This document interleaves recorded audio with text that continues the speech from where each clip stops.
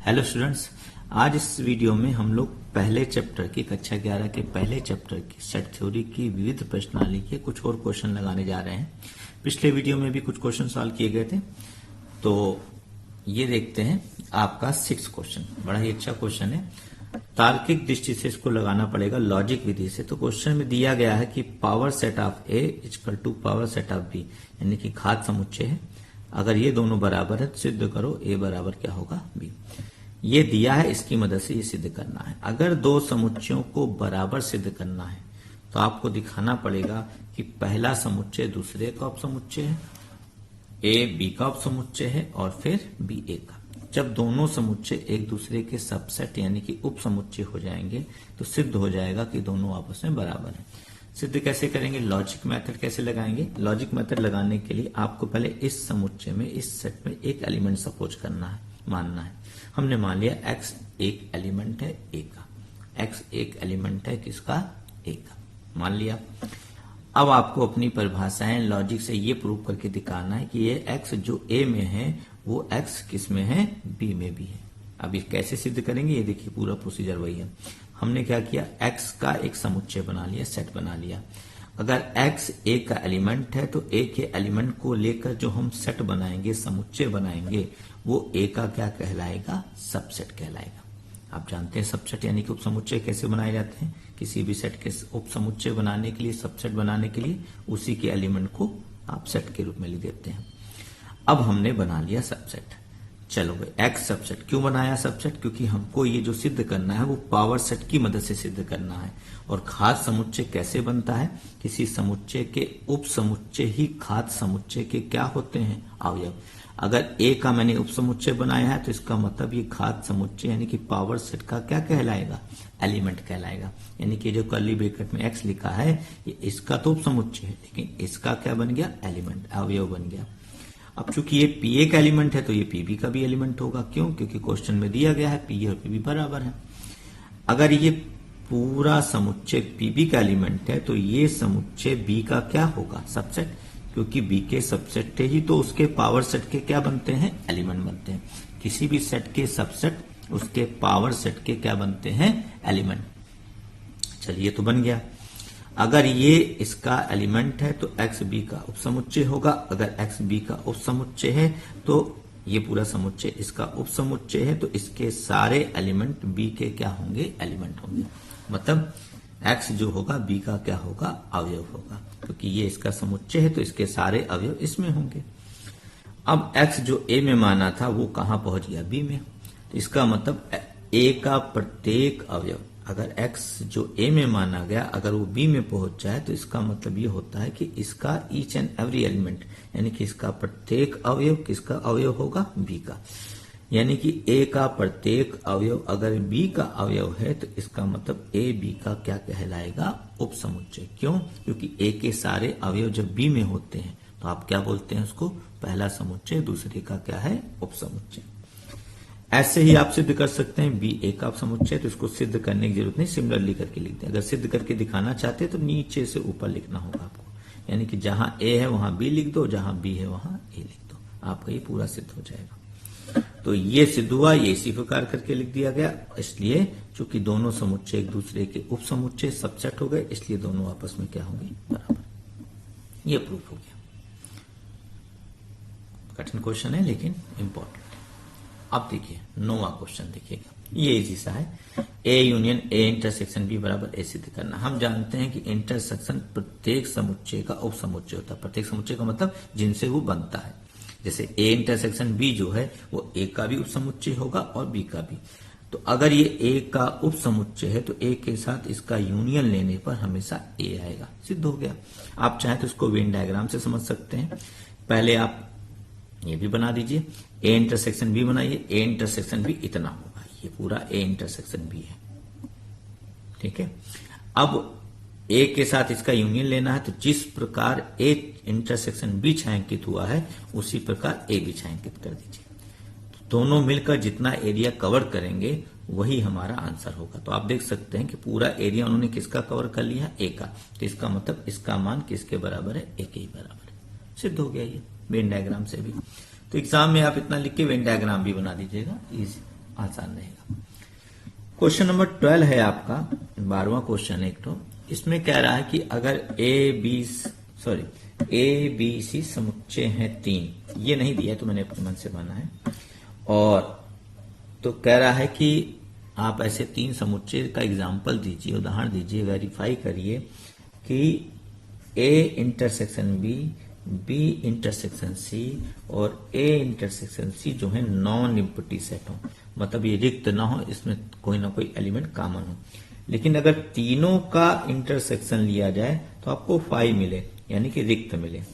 तो दो का जोड़ा लिया जाए समुच्चयों का तो रिक्त ना हो, लेकिन तीनों का लिया जाए तो आप ऐसा उदाहरण बनाइए जिसमें दो में तो एलिमेंट कॉमन हो, लेकिन तीनों में कोई भी कॉमन मत लीजिए।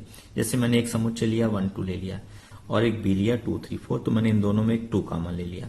अब इन दोनों में 2 कॉमन लिया तो सी में 2 कॉमन मत लीजिएगा, नहीं तो आपका उदाहरण सही नहीं बन पाएगा। सी में मैंने 2 की जगह क्या ले लिया, 1, ए से 1 कॉमन ले लिया, और बी से क्या कॉमन ले लिया, 4 ले लिया। तो थोड़े एलिमेंट 3 या 4 लिख लीजिएगा जिससे कॉमन लेने में आसानी हो आपको। तो ए इंटरसेक्शन बी में क्या कॉमन है, 2 कॉमन है, यानी कि रिक्त नहीं है, एम्प्टी नहीं है। बी इंटरसेक्शन सी में क्या कॉमन है, 4, ये भी खाली नहीं है। जरूरी नहीं है एक ही एलिमेंट कॉमन हो, आप एक से ज्यादा भी कॉमन बना सकते हैं। और ए इंटरसेक्शन सी में क्या कॉमन है, 1, इसका मतलब ये रिक्त नहीं है। लेकिन तीनों में कोई कॉमन ढूंढा जाए जो तीनों में हो, तो ऐसा कोई एलिमेंट नहीं है।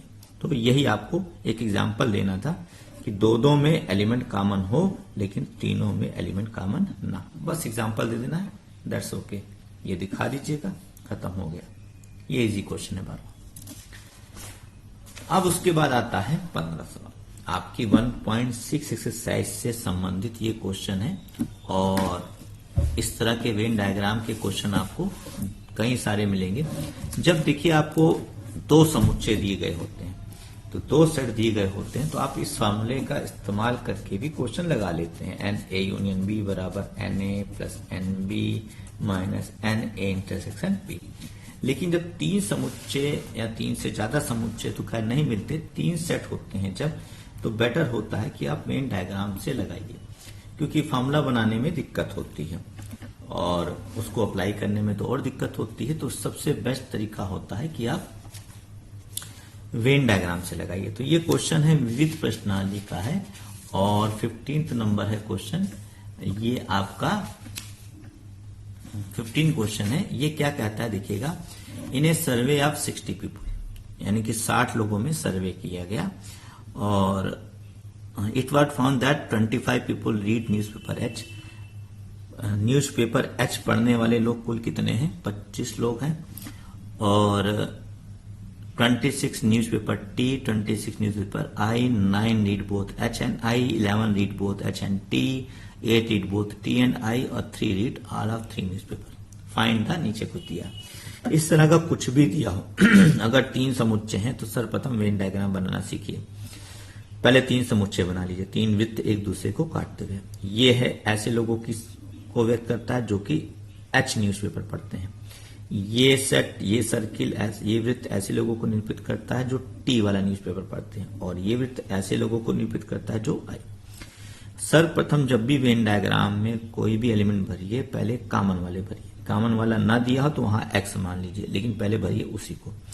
तो हमको पहले मिल गया 3 लोग ऐसे हैं जो तीनों न्यूज़पेपर पढ़ते हैं। इसको ऐसे लिखेंगे, number of people, number of person who read all the 3 newspaper, यानी कि तीनों को common, H intersection T intersection I 3, यहां भरा जाएगा। देखिए तीनों वृत्त में आ रहा है, इसमें भी आ रहा है, इसमें भी आ रहा है और इसमें भी आ रहा है, 3।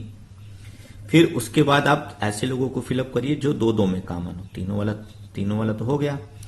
अब उसके बाद वो कह रहा है 8 लोग ऐसे हैं जो टी और आई पढ़ते हैं। टी और आई पढ़ने वाले कुल कितने लोग हैं, 8। तो यहाँ 8 मत लीजिए, देखिए आपने देखा मैंने 5 लिखा है, क्योंकि 8 लिख देंगे यहाँ तो 8 3 क्या हो जाएगा, 11 लोग हो जाएंगे जो टी और आई पढ़ने वाले हैं। तो यहाँ पर 8 में से ये कॉमन वाला घटा के लिखेंगे, तो 8 में 3 घटाएंगे कितना आएगा, 5। ये 5 क्या है, ऐसे लोग हैं जो टी और आई पढ़ते हैं बट एच नहीं पढ़ते हैं। तो टी और आई पढ़ने वाले जो एच ना पढ़ते हो वो कितने होंगे, ये आपसे पूछा जाए टी और आई पढ़ने वाले कुल कितने लोग हैं, तो 3 और 5 को जोड़ दीजिए, ये 8 हो गया।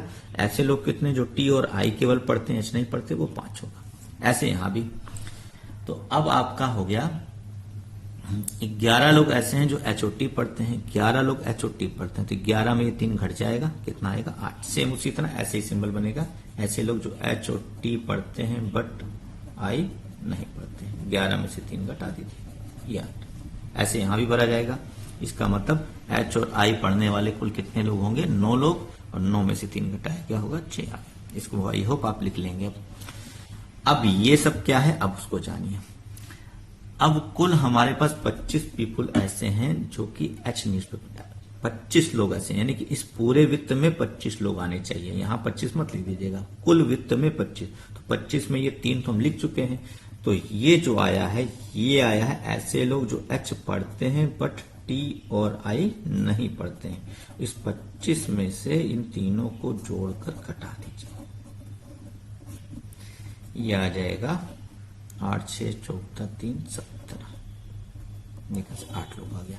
ये 8 लोग ऐसे हैं जो H न्यूज़पेपर पढ़ते हैं परंतु T और I नहीं पढ़ते। ऐसे ये 10 निकाल लीजिएगा। 10 कैसे आएगा, कुल T पढ़ने वाले लोग 26 हैं, तो 26 में आप इन तीनों को जोड़िए, 8 3 11 5 16, 26 में 16 घटाएंगे 10 आएगा।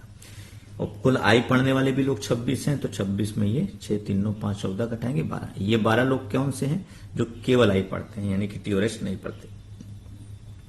अब कुल पीपुल दिया गया था हमारे पास, कुल कितने लोग थे 60। U बराबर कितना था, कुल 60 लोग थे।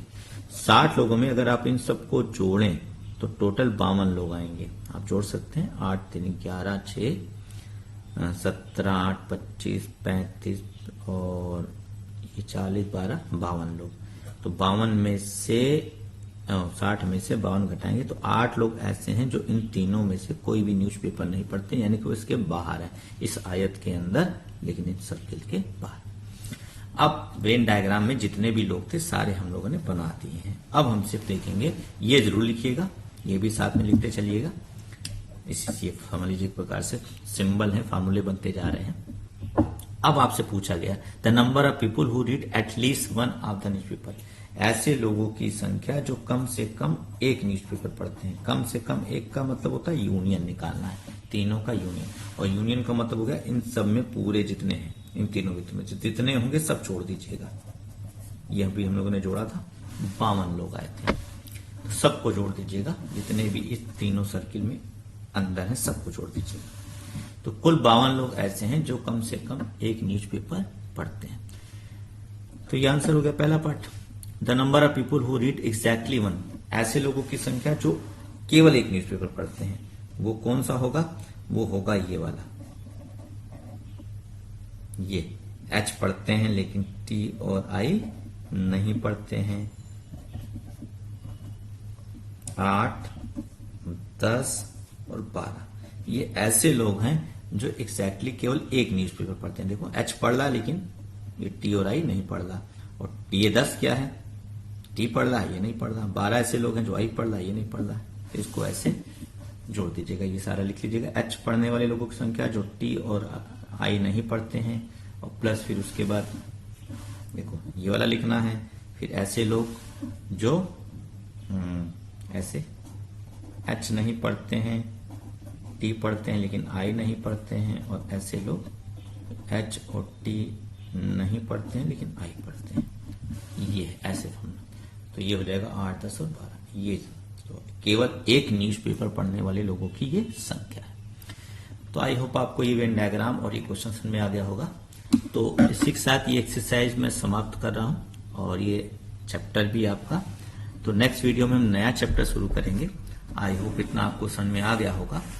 तो आप अच्छे से इसको पढ़िए, जो दिक्कत हो आप मुझसे पूछ सकते हैं। Okay, thank you.